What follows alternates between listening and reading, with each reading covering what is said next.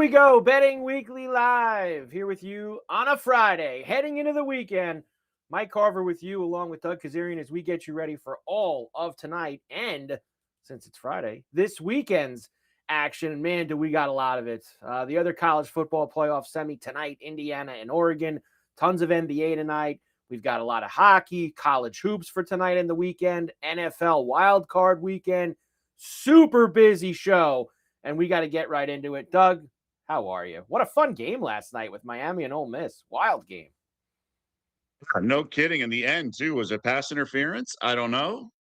Maybe the SEC backers who don't want to be held, blanked for the 3 straight years are hanging on to that. But great game. Of course, Mario Cristobal botched the 2-point conversion decision at the end. God bless him.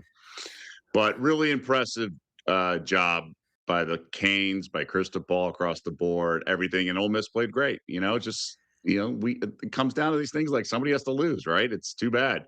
But really, really awesome stuff. And I hope tonight lives up to it because we had a good one at the beginning of the week, right? The FCS. So let's finish the week strong in college. Yeah, that would really buck the trend, Doug. If Miami finishes this off and ends up beating the winner of tonight's game, I mean, that's one for the Rockheads, right? If Cristobal goes and wins the national championship, all the Rockhead coaches are gonna get one. They're all gonna think they can do it, Doug, if Cristobal wins. That's the thing. It doesn't mean he's smart. It just means, he overcame that and thing. But look, he's always been a great recruiter. Yeah, He's always done things really well. But you have to go for 2 in that situation, and he did not, and he got away with it. I always love it. He's a great recruiter. He is. He's a great recruiter, Mario. And they will be at home for the winner of tonight's game, and that's where we'll start. The Peach Bowl in Atlanta with Oregon and Indiana. Of course, Indiana having the storybook undefeated season with Kurt Signetti and Fernando Mendoza. And this thing is it's on the move again here. Of course, 4.5 early in the week, 3.5 yesterday. Now a flat 3 for Indiana a couple hours before kickoff. Total is actually up too. It was 48.5 earlier. Now flat 49 for the total, Doug. Really interesting. This number's come down. I was saying all week I like the extra 3.5. The extra hook here. I read something that Oregon's got some injuries in the backfield. Some defensive backs have been trying out in practice in the backfield. That's a little unique. This is just going to be an awesome game. How can you not expect an awesome game? So I'm really excited for this. In terms of betting value, you just got to remind ourselves, like, there's only a handful of football games. It's like, do you bet every game in the NFL? And if you don't, then maybe you have to take a game off or two, or you like a play in game. And, I thought Miami was dominating the line of scrimmage, and I bet them in game yesterday. And of course, got lucky how it all played out after the long touchdown run that gave Ole Miss the 7-3 lead. But, sometimes you just got to let it come to you, right? I think I love a money line parlay of Indiana and the Eagles plus money. But I still think the Hoosiers could lose this game. I think Oregon's got the right sort of makeup to play with Indiana here. But I don't think there's like huge betting value right now. No, it doesn't seem that way. Huge betting value, especially with the flat 3 here. And I know you love. We always talk about trends, and we love talking about this stuff. You have not had in the college football playoff a repeat game.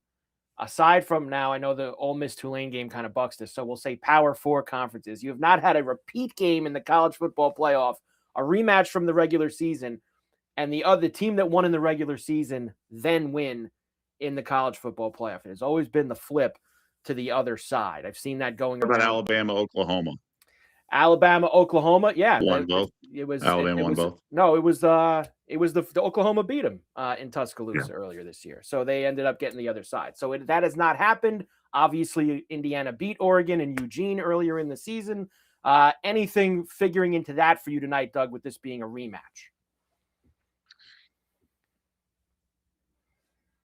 I don't know. I just don't know what to think. I mean, look, so much of this is matchup based. Like in the NFL, it's about scheme matchup based. College can be about the trenches because there's wider variance. So like Miami dominated the trenches, right? They've been able to do this in a few games. I just don't know Even though this is a rematch, I don't know if we're going to have adjustments made from the Oregon side, because pretty much like IU really controlled that game in a lot of ways, except for the pick six by Mendoza. I think Oregon's got the speed. The Hoosiers just do everything so effectively well. Like they're so smart.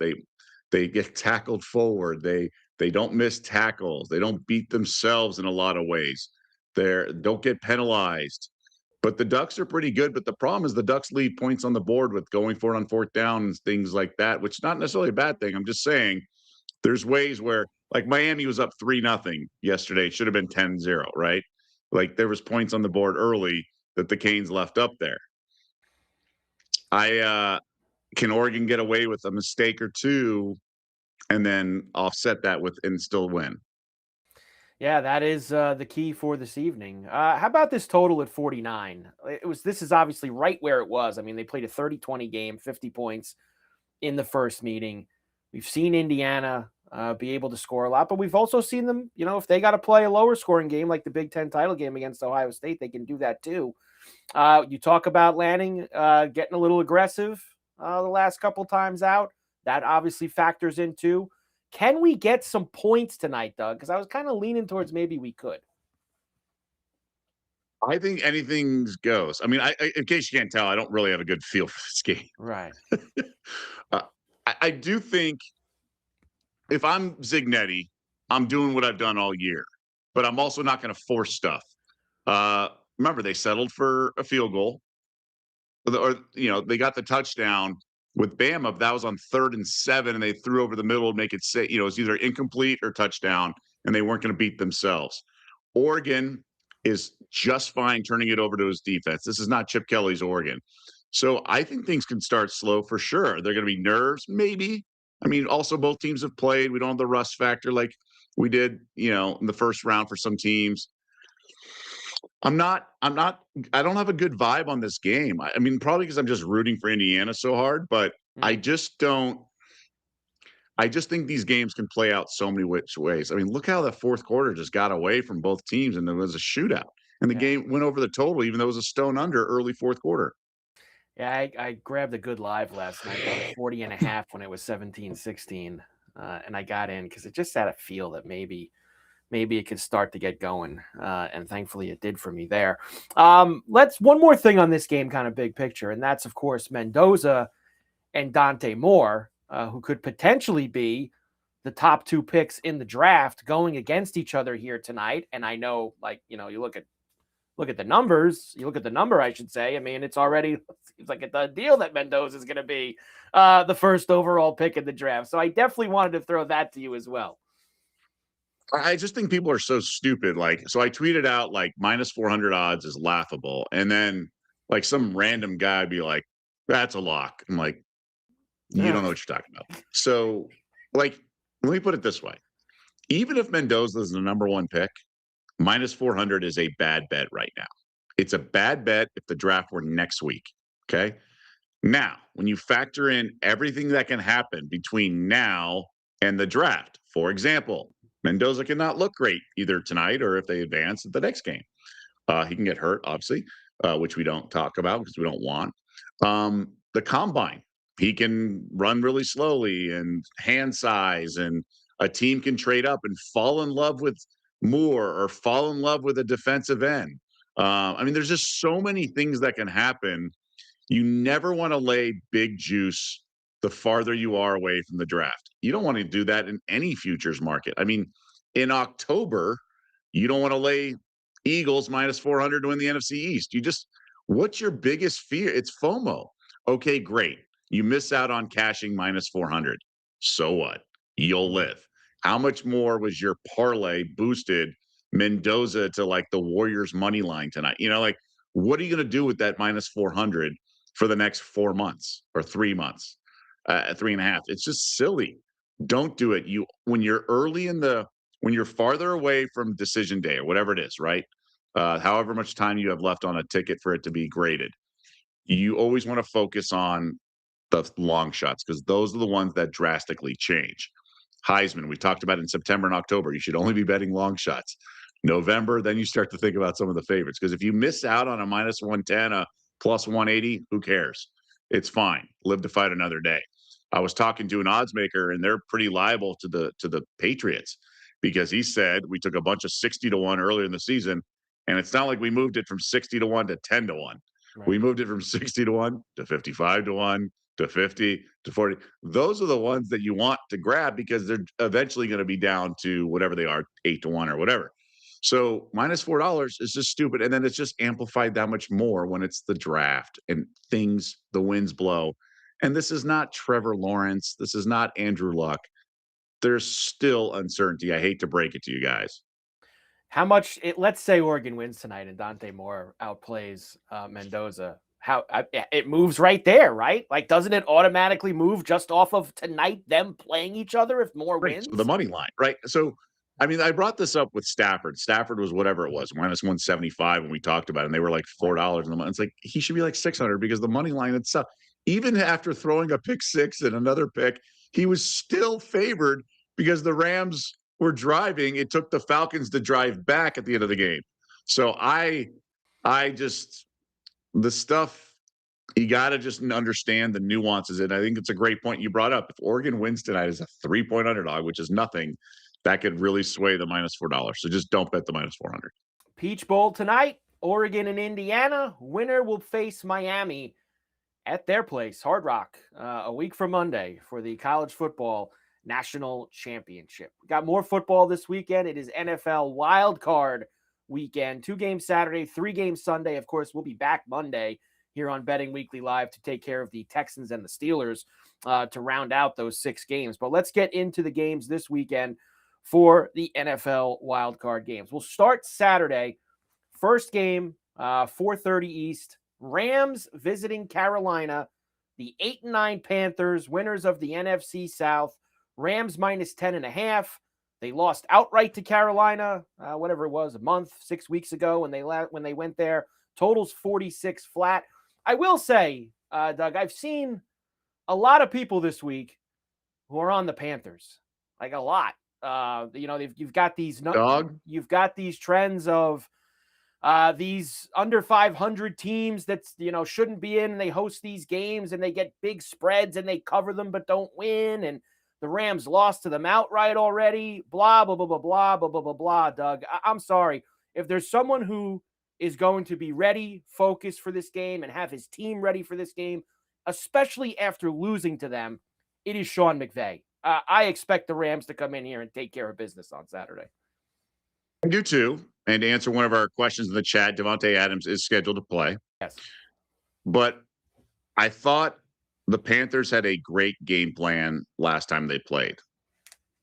Now, obviously Stafford picked 6, and that was a bad game. I think he had 2 picks, but it was a clunker, and that was a big part of this. But the Panthers ran the ball hard, like a lot, and third quarter started to wear down the Rams. The Rams only had 3 total plays in the entire third quarter. Wow. Panthers got the opening kick of the second half, drove, scored 3 and out, and then they just ran, and they just wore them down.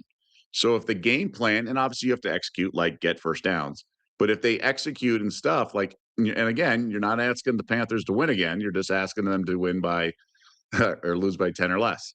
So I like Panthers a little bit here. Rams, they worried me a little bit with that game against Arizona. They had trouble kind of stepping on their throat a little bit. You wonder about the back and forth, right? So they went to Atlanta, then back, and then now they're going back, I just think 10.5's a lot, but the Panthers are not a team I want to root for, and they're not good. Bryce Young is a midget, and I just can't I just don't want to go down like on that bad team. But obviously the point spread is a great equalizer. That is the great equalizer. Weather could be a little bit of the great equalizer as well, although it doesn't look too bad, honestly, for Saturday afternoon. It is going to be a little windy. I did see some winds kicking up. Who do you guys like for touchdown prop for the Rams game? I do have a couple touchdowns later, Doug, as I usually do on Fridays, but I don't have anyone highlighted in this game. I will tell you, the Dowdle number did stick out to me just because you would think the Panthers are going to try to do the same things that they did in that first game, as you mentioned. And I think Dowdle at BetRivers was about 175, 180, which for him being the main guy who is going to get the ball down there with the Rock seemed pretty good for him. I mean, I don't think the Panthers, even though I like the Rams to cover this number, I don't think they're going to shut him out. I think the Panthers are going to be able to score some points. So answering that question, I think Dowdle would be the one guy that I would go to. 25-mile-per-hour wind gust, Doug, about 60 degrees in Carolina for this game. Let me ask you this. Obviously, we know that in week 55. 18, the Rams are padding the stats. Stafford.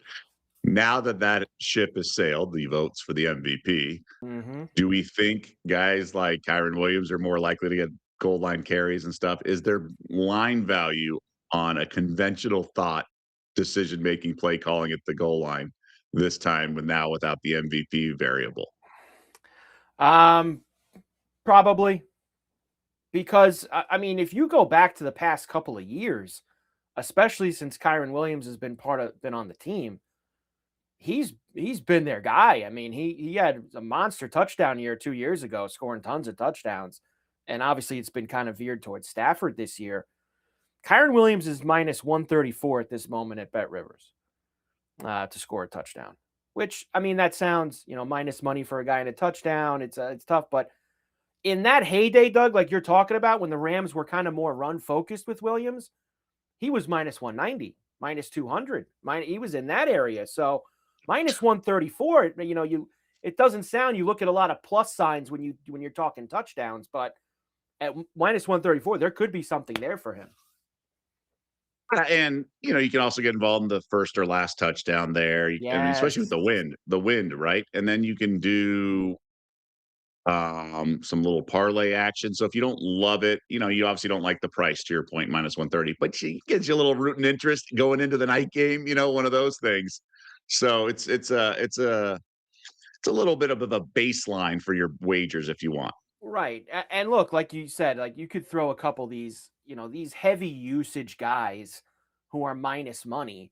You could put a couple of them together if you wanted to. Just fast, I did Kyron Williams and Josh Jacobs. Those are two minus money guys who are going to get goal line carries. Now Josh Jacobs obviously been banged up, but that's plus 217 for both of those guys if you put them together at BetRivers. So, you can kind of try. Maybe you want to use McCaffrey on Sunday. So you want to take two guys like that, Doug, that you think are going to have high usage. I don't have any problem with that if you want to go in that direction. Yeah. Again, it just sort of gives you, rooting interest. It also Yes. keeps you away from making dumb bets too sometimes. So that's if you can, because the whole discipline is you don't have to just be right for 1 second. You have to just not make bad bets all day. So once the game starts, you at least have a little action. It's a minor value play, advantage play, if you will. Yeah, and listen, I've been known. I make a couple dumb bets all the time, Doug. I like to on a weekend like this. I'll usually find myself peering around the corner at some dumb ones, going, come on, I gotta have a little fun here once in a while. Rams and Panthers first game, the night game. You ready to get your snowsuit out, Doug? Potentially for the Packers and the Bears in Chicago right now. Packers minus 1.5. 44.5 is the total. They are saying possibly a little bit of snow and a lot of wind in at Soldier Field. I mean, these teams get together. It's been low scoring, right? Or at least the first half. I would look to the unders here. I think Johnson and stuff. Like, I think they're going to want to play a little conservatively. I maybe some rust for Jordan Love early, coming off a missed last couple of weeks, not having played. The Bears defense leaves a lot to be desired. That'd be my only concern here. And the Packers should be able to run all day on the Bears. I lean, maybe pull the trigger first half under, but these are the things going through my head, at least, and that's what I want to share. I like the under a lot in this game, especially when you just you think about the last one, which was the 22-16 game. That game was, that game was a complete dead under in the final minute, right? And then you're talking about recovering an onside kick, a touchdown in overtime, and the game still didn't get over with all of that. So I think it's a similar type of game. It's a similar type of weather night. Wicks is out with a concussion. I mean, but if you want to play props on the Packer wide receivers, that's roulette as it is some nights. Although I do like Watson to score, but Jordan Love hasn't played in a couple weeks since he got hurt in this game, that Saturday night game. I think it's under. I lean Bears a little bit, Doug, in terms of who's going to win the game. Just they've had that kind of year where No, it's but like come on. I know like weird things have happened to them, and like weird things, like it's like last year with Washington. Weird things happened all year, and then they made the NFC title game. And look, Jaden Daniels was unbelievable in that run. Give him a ton of credit. Go Bears. Hopefully, Caleb in the offense doesn't start slow in the first half. As long as Christian Watson is playing, Packers have a deep downfield presence. I like Watson to score, Doug. That's going to be one of my guys later on. When he's out there and he's healthy, and the Bear D, as you said, does sometimes leave a lot to be desired, Watson's usually good for one pretty big play a game, and I think he can find it. I get it. He has the speed. You know me, I don't love Jordan Love. I know. I want the Malik Willis. Are we sure Malik Willis isn't better? I want that sort of discussion. I agree that Malik Willis is not better, but you never know. I don't know, man. I would bet the other side. I guess that's my way of putting it. I would not bet the other side. Okay. So Packers and Bears Saturday night, and that's a prime game. That's going to be Allen Kirk, Herb Street doing that game on Saturday night. Sunday was triple header. We start in Jacksonville, the Bills and the Jags. This has now gone to a pick at BetRivers. Bills, of course, were -1.5 for most of the week. Now we got to pick them. And the biggest total of the weekend, 51.5. Obviously, the best conditions of the weekend in Jacksonville, Florida. I'm on the Jags. I know it's like I haven't met anyone on the Bills. I get it, all that. I just think the Jags are peaking at the right time, and I don't know how to stop this team. If Lawrence is going to be this effective and keep his eyes downfield, and what Liam Cohen's done with him, I think is truly remarkable. I think they're a really tough team, and the Jags can do enough defensively. Enough. They're not the 85 Bears, but they'll do enough. And I just think it's too much firepower, and it's asking Josh Allen to do too much. It is asking him to do a lot. You obviously know that there's some emotional attachment here for me as well in this game. So you can take this with a grain of salt, however you want to go and do it. I think there's some things that do line up. The Bills defense has been a problem at times this year. I do think they've been a little better the last couple of weeks.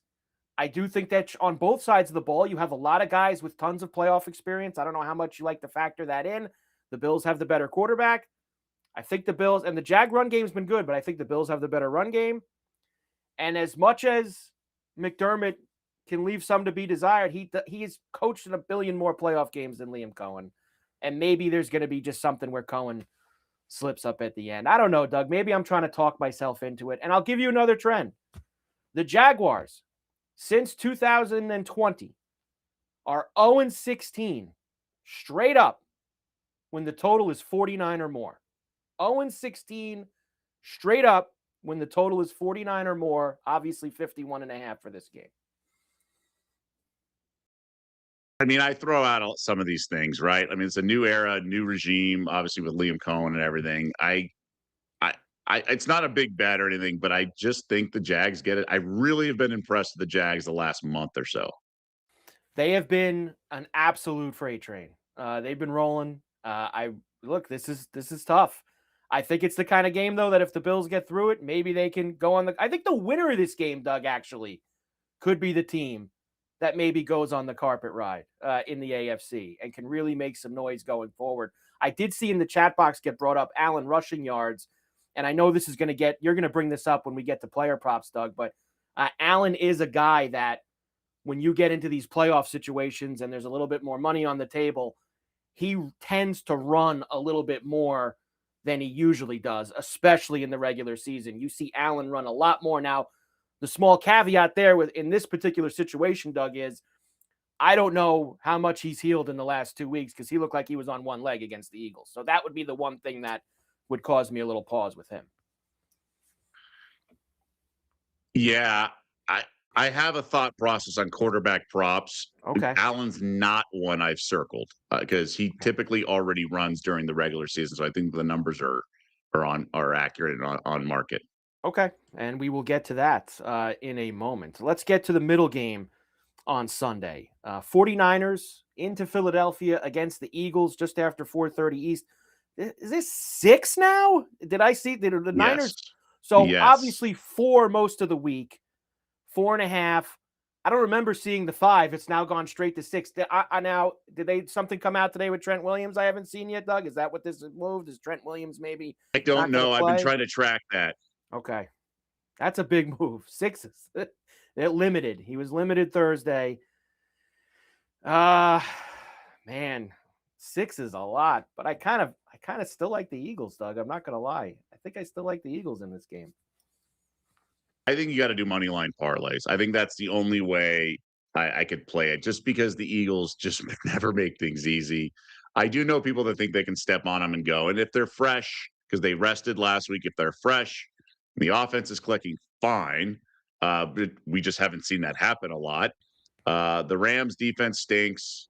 I think that Shanahan has trouble coming back. I think the Eagles defense is elite to answer this question. So maybe it gets away. I just like using them in a lot of money line parlays. And I laughed when the Eagles opened -3. Yeah, Steve got the Eagles at 3.5, which look, and like you said, laugh when it was 3. You had plenty of opportunity all week for 4. We've now gone to 6, and we still have about 48 hours to go before they kick this game off. Eagles with the 6 and 44.5. I just feel like that the Seahawk D kind of showed you what I said this the other day, kind of showed you a little bit of how to maybe slow the 49ers down. I know there was some fluky stuff with some turnovers down low, but the Eagle defense is a very strong unit, and I think they're going to be able to do enough to slow down San Francisco. And do we see the Eagle offense come to life? Maybe, Hurts shines when the lights are brightest. Maybe we get Barkley, the playoff Barkley from last year. Didn't have a great regular season. Eagle guys are there from last year. They did win the Super Bowl. As rough as Yeah, they let's looked, not forget. I mean, they did win the Super Bowl a year ago. This same group on offense, they could get it going theoretically at any moment, especially against not a great defense. Yeah, I think they could get back on track. Now, early, if they're sluggish, the Boo Birds will come out. I don't think the batteries will come out, but the Boo Birds will come out. Um, and it's just the Eagles are never going to make it easy. Maybe they do this one time. I just don't want to lay points here. And I'd rather kind of attach whether it's Indiana tonight or something a little bit easier, like a 9-point NBA favorite, something like that just makes it a little bit more. I just don't want to lay these points here. There you go. The middle game on Sunday. All right, the night game. Chargers at Foxborough against the Patriots. NBC, of course, just after 8 o'clock East. Patriots -3.5. Pretty much been there all week. 46.5 the total. Pretty much been there all week as well, Doug. Yeah, I lean to the Chargers here. I think it's a field goal game. Now, Chargers are banged up and everything like that, but you got Harbaugh, you got Herbert. Patriots have had their moments where they've steamrolled opponents, but they've also, had some time. I just think I think the extra hook here is a little much. It's just that simple. Extra hook does seem like a lot. We brought this up earlier in the week with this 46.5. I feel like Harbaugh is going to try to make this a very low possession game. I know the Patriots have started fast in a lot of these games. Chris Becerra was on with us Wednesday talking about that. Patriots first half, Patriots first quarter, getting out to the fast start. Harbaugh's is as smart as it comes, and you know how he wants to play. Close to the vest, grind it out. Herbert hopefully healthy. Yeah, I like the under 46.5. I think no matter who wins this game, it's going to be some kind of 20-17, 17-14 type of low scoring in the cold night in New England. And that's where I'm kind of leaning with this one on Sunday night. Should be a fun one. Favorite player props. Now let's get to your quarterbacks, because there is sometimes that element, Doug, when you get into the postseason, some guys like to try to, let's say, do a little bit more. What are you seeing with the quarterbacks? So, how you determine and calculate props is based on regular season stats, right? Like that would be, you're not going to be like, oh, let's just make up numbers. No, you use stats from the regular season. But what changes in the playoffs when the stakes are higher? And that's quarterback rushing yards. Just a reminder, college, when they take sacks, that's rushing yards, not the case in the NFL. So we're just talking about rushing the football. And certain quarterbacks who run all the time, like it doesn't really apply because they're going to run all the time. So we're talking like Josh Allen, Jalen Hurts, whatever.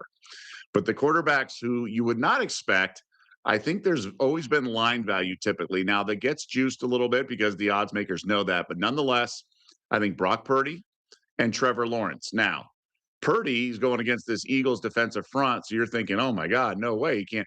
But that's the whole point. He's going to be flush from the pocket a lot. Now, he may not be able to do a little dance and do the Dougie like he did against the Bears, but I still think he's going to be running from his life. And even if he's sacked 7 times, it doesn't matter. It's all about what he gets past the line of scrimmage. He's because he's white, we have to say he's sneaky athletic, but he's actually athletic. He's deceptive. He makes moves and he's better than you think the more you watch him. And with Lawrence, my concern is that he's looking downfield and doing the right thing too much and throws downfield once he's flush from the pocket. But ultimately, I think he's going to be willing to tuck it and run. And honestly, these guys are going to be fighting for the first down marker. They're going to be diving forward. You get a little extra yards. So over for Purdy and over for Trevor Lawrence based on previous years and applying it to like this type of quarterback. It's the non-typically running guys. Now Lawrence's number's a little higher because he does run a little bit, but these guys can get cooking, man. And so again, if they're flush in the pocket, it's even better. Lots of rushing touchdowns for Lawrence too during this stretch that they've had down the stretch. They've had a lot. He's had a lot of rushing touchdowns during this little win streak that they've put together to close out the season. So maybe something else to think about, especially in a game that, according to the number, could turn out to be a shootout, right? 51.5. You might get a lot of points. Nice weather too. Nice weather.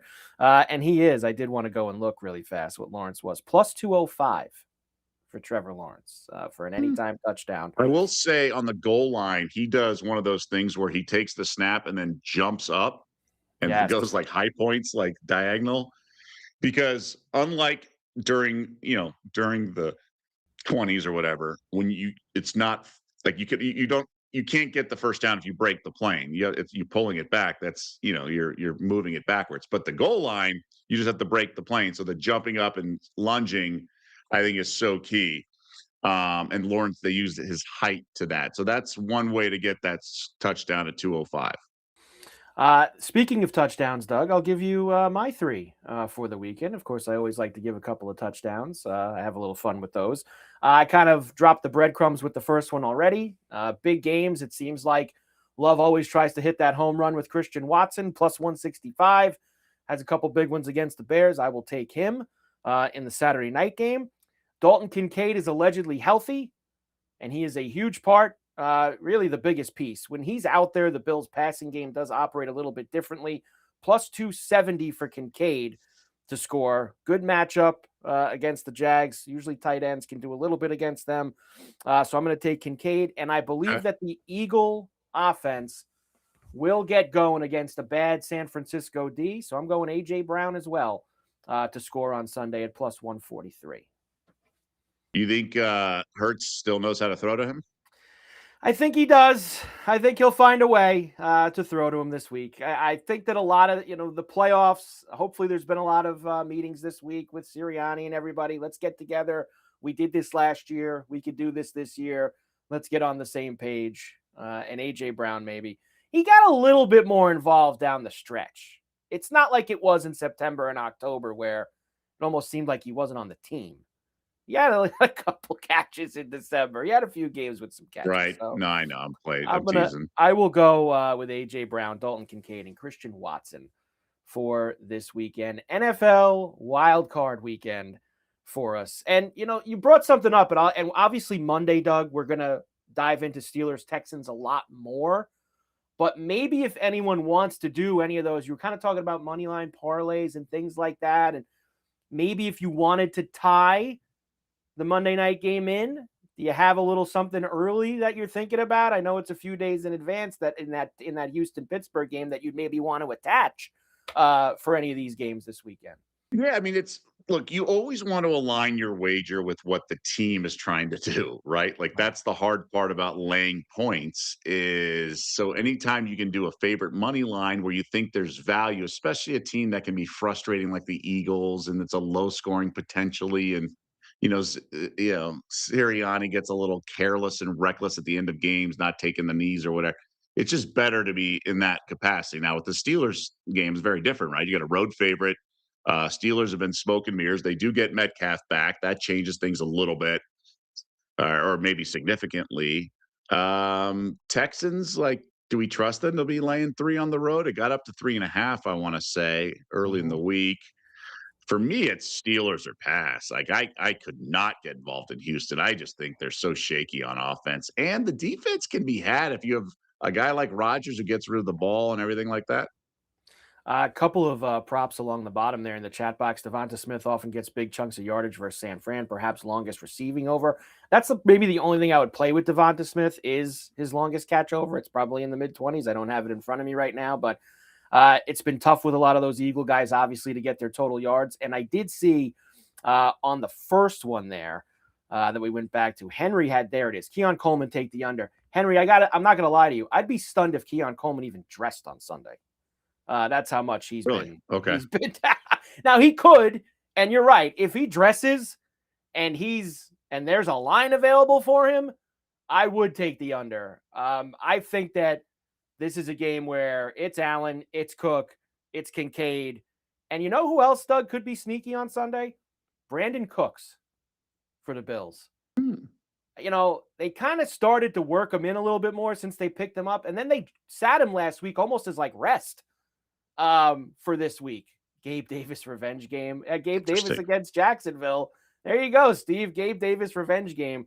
I would be careful with a lot of Bill wide receivers. I would maybe take a shot on Cooks, but that's the only guy that I would maybe take a shot on because I think Allen wants to try throw deep. There you go, NFL wildcard weekend. If you have your eyes on a plus money bet at BetRivers, Betting Weekly is giving you a little pizza money to lock it in. Use our pizza money bonus code bettingweekly1218 to get a $10 bonus bet to use on any plus money bet at BetRivers. Betting Weekly 1218. You have until January 11th, getting close, to redeem the code at any U.S. BetRivers sportsbook. Good for one bet for eligible players only. Must be 21. Gambling problem? Call 1-800-GAMBLER. All right, on to tonight. NBA. Lots of games this evening in the association. 10 to be exact. Why don't we start on NBA TV? And here they are, Doug. The Thunder, who nobody could figure out lately with how they have been playing. What is it, 7-6 straight up in their last 13. Had to struggle overtime with the Jazz the other night. Now they're in Memphis against the Grizz. They're laying 6, 230 flat the total. Obviously, the availability is the key here with the Thunder. So no SGA, several other guys out, no Chet. So I like the Grizzlies a lot. Now, Thunder have a great depth. Okay, so we know that second unit and everything, but you don't have the free throw merchant. So we're gonna get Dort, we're gonna get Jalen Williams, who's all-star. AJ Mitchell's fantastic. But there's a lot of guys out. Cason Wallace, Jay Will. Like, I have to take the Grizzlies in this game. Thunder just feel like they're hitting a wall anyway. And the Grizzlies probably are also going to celebrate because I saw that story this morning that they're going to entertain Oh, yeah. offers for Ja Morant. Who would want Ja Morant right now, Doug? Somebody want Ja? Who would want Ja Morant? I not at that salary. I'm not saying he's a buyout candidate, but it wouldn't shock me. Wow. I wouldn't trade for him, and I'm not convinced he puts butts in the seats either. So I mean, Yeah. he's flashy and dynamic. I do enjoy his highlight reel. So like he does great things on the basketball court at times, but he can't shoot well enough, and he's not healthy enough. And then obviously the off the court stuff. Henry's on the other side. He thinks OKC in a get right spot. The Grizz stink, Ja's out, and their coach is from Finland. Well, there it is. The coach is from Finland, Doug. We've got it. Wizards in the job market. Why not? Flip them young. They're in the Trae Young market. Why not? I will say Ja Morant being out's a good thing. I think Cam Spencer's a better point guard and better player. So I would look to that. Cam Spencer over or 15 plus points. Sign me up for that, right? Cam Spencer this evening for us, maybe. Late night on NBA TV, just after 10:30 East, Bucks and Lakers at the crypto. Lakers minus 3.5, 229 flat. And I like the Lakers here. They've had their issues, but I believe they're like 13-0 in crunch time or something like that. So these tight Mm. games they execute. Obviously, Luca, big part of that. I think the Lakers with Redick, benching Ayton after not blocking out a free throw and all that. Like, I think they have the right tone. Now the Bucks can come at you in waves. So I wonder about how high this could be a high scoring game. But Bucks have had a little bit of a lengthy road trip here. I'm gonna lay it with the Lakers. I think this is a spot where like they handle their business. Steve from Lynn going to tell you there with Cam Spencer. Thoughts on Luca plus 750 for MVP from No Mark? chance. No No chance. chance. Is I LeBron think there's playing? value. I think there's value elsewhere. I shouldn't say no chance. There's Yeah, value elsewhere in the MVP market. I just don't think the Lakers are going to finish high enough in the standings for him to right. get enough votes. I've mocked everyone in the previous years because I never thought the Mavs could finish high enough. Excuse me. I do think there's a chance if there's more like mayhem with like injuries. SGA, I just don't think he's going to win it. I really do. I think there's value elsewhere. But the problem is that even if the Lakers are fourth or fifth, and they're like, well, Luka's high enough, but there's going to be another team with a quality candidate. Like if the T Wolves are the 2 seed, should Ant get it? I think Luka not playing any defense makes him not worth a bet. And then you factor in it's only plus 750. I can't get involved. Yeah, I'm with you. I don't think they're going to win enough to be able to get him up into that area there. And I think I did see a LeBron question at the bottom. I believe he's, as he usually is, Doug, he's a game time decision tonight. LeBron is Well, he always missed the a last game time decision. game because of the back to back. So I think he should be okay tonight. Okay, there you go. All right, elsewhere this evening in the NBA, let's run through a couple of others. Kings are in Golden State against the Warriors. 2 tutties and a hook for the Warriors right now at BetRivers. 230.5 now is actually total's gone up just a tick. Obviously, when you have these big numbers, you always run the risk of a team, laying flat. I mean, we just saw 15-point dogs win outright. But Mm-hmm. and the Warriors are off a win. So it's not ideal, but I still think it's the right side. This Kings team's really bad. Okay. So they're 8-29, third worst record in the league. The other 2 teams that are worse, the Pacers and the Pelicans, have like 500 records ATS. Okay. But the Kings are a league worst 14, 22, and 1. So when you're that bad and that bad ATS, it really means you have some fundamental issues. They have a bad coach in Doug Christie. They were down 2 late in the final half minute, and he said at practice the next day they ran the wrong play. They literally ran the wrong play. Mm. So that's what we're dealing with. Yes, you have DeRozan and Levine who can go off, right? But they could also get smoked. And then you have Schroeder and Westbrook. I think the Warriors can it's going to be open shoot around for them. And it's a monster number. So it's not like a banger, but I have to lay it. I think the Warriors, like all these guys like Pajemski and Milton and whatnot, they're just going to bomb away. Kings are not good. Kings are not good. All right, rapid fire on a couple of others that No. either caught my eye or actually have some interest. Raptors getting 9.5 in Boston tonight. Yeah, 223. Celtics. Yeah, Celtics complaining about the whistle in the last game. It was against Denver. I don't know if the refs all of a sudden cave. Raptors play hard. I know some people on the Celtics in the bounce back spot. I think the numbers too high. So I think it's Raptors or pass. Even though it's a good get right spot for Boston, they could pour it on. I also think the Raptors can kind of hang around. Did see also down there the Brown 100 to 1's already tripled in value. I saw somebody on the bottom What does put. that mean? Does I that mean guess it was 300 or it's now 30? I would have to look. They don't give. I Yeah, I think can't. it's 30 now. I don't Yeah. have the jersey Those are the one. guys you want to circle. Those are the guys you want to get because the Celtics have a path to the 1 or 2 seed. I need to open up my BetRivers jersey one here because, of course, in New York, Doug, they don't let me bet on the NBA MVP, so I can't go and open that tab on my phone as we currently sit. The Sixers are road favorites in Orlando tonight. Okay, I mean it's a little bit of a lengthy injury report for Orlando, I guess. I know. Catching And they're three and a so half. limited in the first place offensively. You just Yeah. God, they're so clunky, but this Sixers team just can't win when they're at full strength. I would take Orlando or pass here. Can you trust the Clippers laying 4.5 after having a couple free nights in New York, playing the Knicks at the Garden I a don't couple know. nights ago, and then sticking around I and saw playing this. Brooklyn tonight? I I know, don't and they got know. beat. They got beat up by the Knicks, like we kind of anticipated the other day. Yeah, I think the Nets are pretty decent, so I'd have to pass here. have to pass. Now the Knicks start a long West Coast trip, and they usually don't play very well in the West, and they're 1-point favorites in Phoenix against the Suns. This Suns team, man, they just keep churning out wins. They're legit. I like the Suns in this game, but the Knicks are good. Like the Knicks firepower, especially in that starting lineup, is really daunting. But this Phoenix team, it's like the sum of their parts kind of thing. They've been really impressive. So it's Suns or pass for me. And finally, back to the scene of the tip-in that wasn't the other night. The Rockets got to stay in Portland and think about that for a few days, and now they're 6.5-point favorites again against the Blazers. Just feels like such a high number, but you're going to lose if you continue to bet into this. Think about this. They're laying 6.5 without Sengun. I just think it's way too high. I just couldn't get involved. I just it's too much. But it's a bad spot for Blazers when you usually want to bet the favorite in this role. They'll be more added, but still the NBA. They're kind of hitting a wall around the midseason point. It's Blazers or pass. Blazers are pass. NBA tonight, 10 games. A couple of good ones there for us. Wizards Pelicans also should be a classic, Henry says. Trying to find a both teams to lose prop somehow. Wizards have been winning some What do you games, mean? Henry. The Wizards are, they're going. Now They're pursuing the playing? playoffs. Is Trey still hurt? Is Trey playing tonight or no? I did Good not see question. that.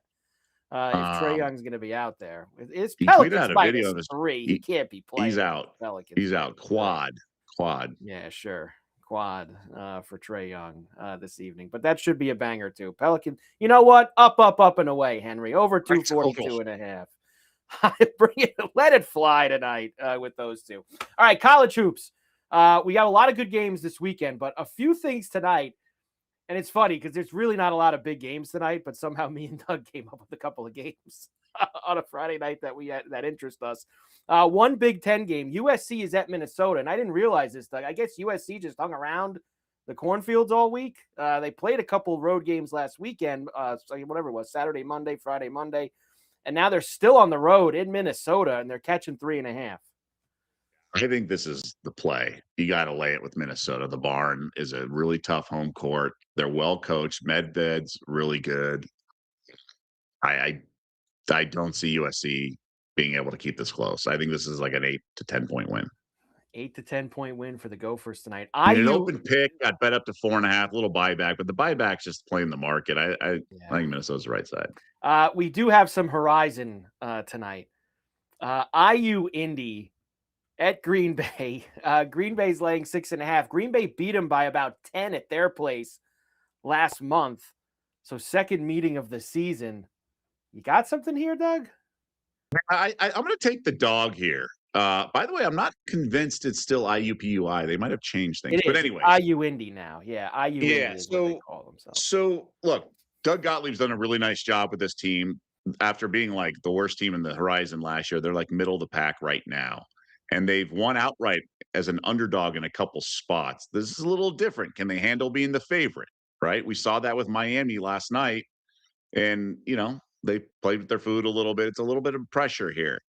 I think if you look at these games at IU, Indiana, or whatever they are, they've been playing a lot better. So they're like winless and all that in conference. But they're on the cusp. They've had a week off, I want to say. So I think it's a good spot. I'd probably split up the wager first half and game. I think it's a good spot to back them. I liked it more at 7. But look, Gottlieb knows what he's doing. They're hitting they're a nice little clean unit, but this is different. Playing as a favorite, playing a team you've already beat. You got the revenge angle. IUPI was favored in their first game. So I typically just reading the screen, not being able to name a single player here. I use like the right side usually. Oh, there it is. Henry was going to ask you about that game anyway. Yeah. Doug Gottlieb's Green Bay Hoops -6.5 against the Jaguars. My this former evening. colleague at ESPN. Yes. And here is the one that caught my eye as I was scanning the board this morning. 16-0, undefeated Miami of Ohio in the MAC tonight visits Toledo, who is 9-6. Riddle me this though, Doug. 9-6 Toledo is 1.5-point favorite over 16-0 Miami of Ohio. I'll take the Rockets. Give me the one and Just reading the minus one, screen, huh? minus 1.5 with Toledo.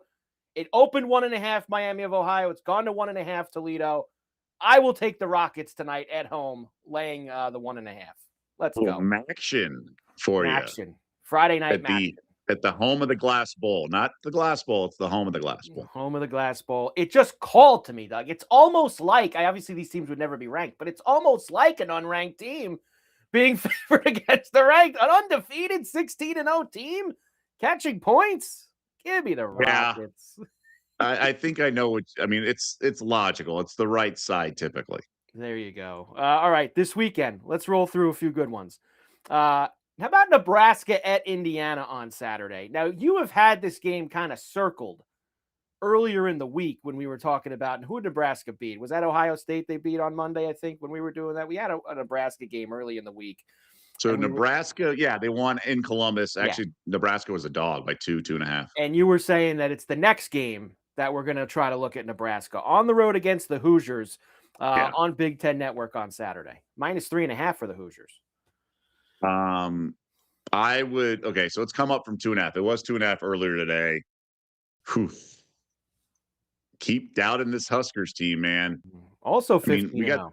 the mayor, Freddie Hoiberg's coach of the year running. So maybe Nebraska's going to have the coach of the year as Indiana's got the coach of the year in football. I lean IU. Maybe this is a money line you want to throw with the Eagles kind of thing. I like the under. If I had to play this game, I would play the under. I think this is going to be measured possessions on offense, really intense defense. But I do think, I mean, Carver, you have to handicap this. The Hoosiers players are going to be watching tonight's football game. Yeah. And good or bad, they're going to be wired, and they're going to be. I mean, they'll be focused come tip off tomorrow. But I mean, are they going to get their sleep tonight? Like campus. It's just weird. Like there's a lot going on right now. It's the biggest story in the sports story in the school history. I mean, more than when IU won the national championship in basketball.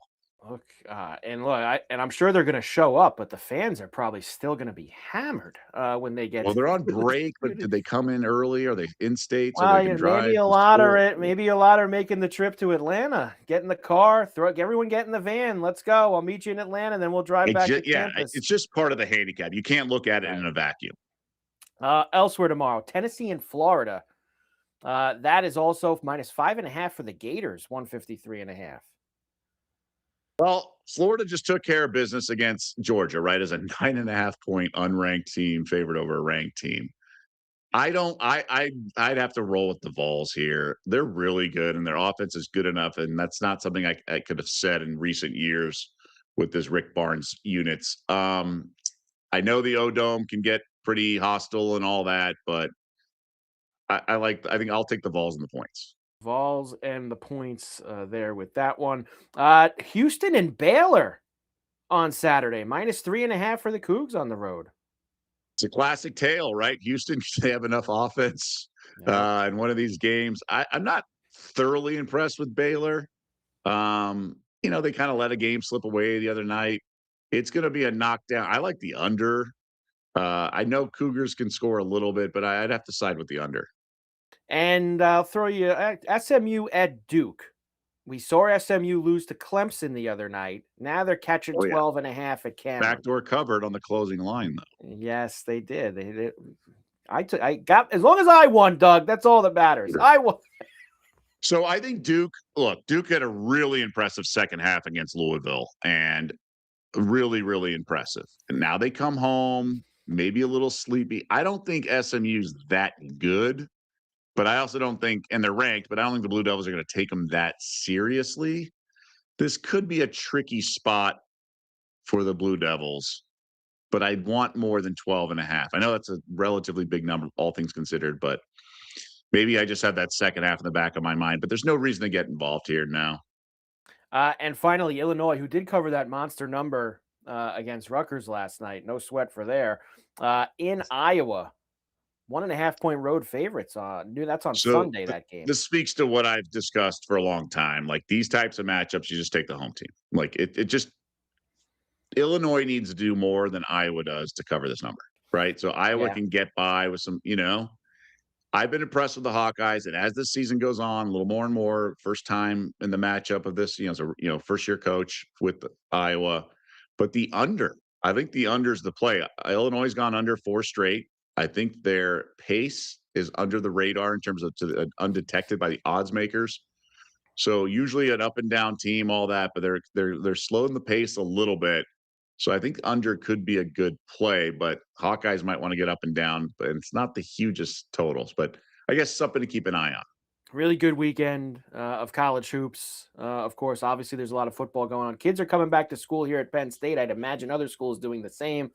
Home crowds will have more juice than over these winter breaks. And yes, we are going to start get to in all these campuses, start to get a lot of kids coming back and a little bit better, the usual atmosphere heading into March for us. Of course, one more time, if you have your eyes on a plus money bet at BetRivers, Betting Weekly is giving you a little pizza money to lock it in.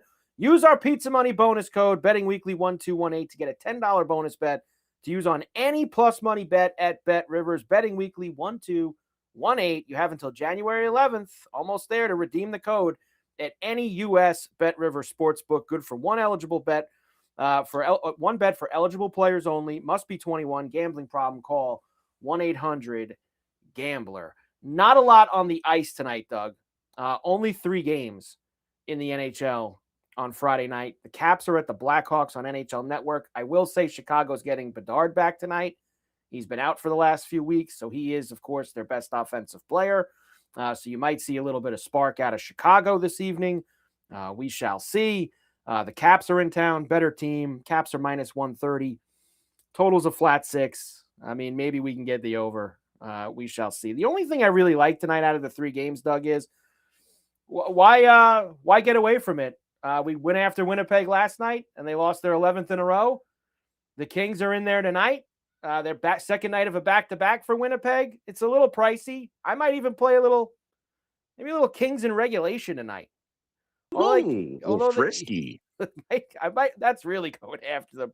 Plus 123 Kings in regulation against Winnipeg. Kings are a great road team. We brought that up yesterday. The Kings and the Rangers are a lot better on the road than they are at home for whatever reason. So that's really it's ready about for the it. Senators playing tomorrow. Well, yes, and they got pasted in Colorado last night, as there are some things floating around about the Senators, so much so that their GM had to put out a statement saying that all rumors that have been floating around about the team are not true. You don't see the GMs do that very often in any sport, put out statements about rumors on the internet, but they did, and then no one answered any questions about it after the game. Stunning, Doug, that nobody did that. Healthy situation. Yeah, Ottawa team going forward. St. Louis and Utah's the other game for tonight in hockey. All right, best bets and the daily double for tonight here on Betting Weekly Live. There's only 3 hockey games. I don't love any of them. I'm going college hoops. I'm sorry, it jumped out to me first thing in the morning, and I'm staying with it. Toledo minus 1.5 against undefeated Miami of Ohio tonight. I'm taking it. Go Rockets, Doug. Why not? It's one of those things. Why not? I'm going for a 5-0 best bet week, so I'm going to go for Toledo tonight. A little 5-0 best bet week for me. Look, if USC hangs around in this game, they deserve the fine. I'll take it. But I think Minnesota, I don't know how you don't play it. We've seen NFL teams try to stay on the East Coast and all that nonsense. It just doesn't work. USC is also shorthanded compared to what they were at the beginning of the year. Nedved's a better coach. They're tough at home. It's a tough place to play, the barn, like the elevated court. So I'll roll with the Gophers. How about this? Little Friday night college hoops daily double for us on Betting Weekly Live. Toledo minus the 1.5. Minnesota minus the 3.5. Plus 267 for the Friday night daily double on Betting Weekly Live. Doug, tremendous job fun week. We are back on Monday, of course. Holy Toledo, the Amish electrician throws in there. Yes. We are back on Monday. Football game? What football game tonight? We got college basketball I daily know. double. We got this huge Indiana-Oregon game in the college football playoff, and me and Doug are rolling after college hoops for the daily double tonight. Let's get it. Have a great weekend. Enjoy all of the football. We're back on Monday, of course, 4 p.m. East, 1 p.m. Pacific. Steelers and Texans to finish off Wild Card Weekend Monday night. We will know who's playing for the College Football National Championship, and we'll have tons of NBA, hockey, college hoops, etc., etc. Mike Carver, Doug Kazarian, Betting Weekly Live, Betting Weekly Studios, of course, part of the BetRivers Network. Everybody have a great weekend, and we will see you back here on Monday.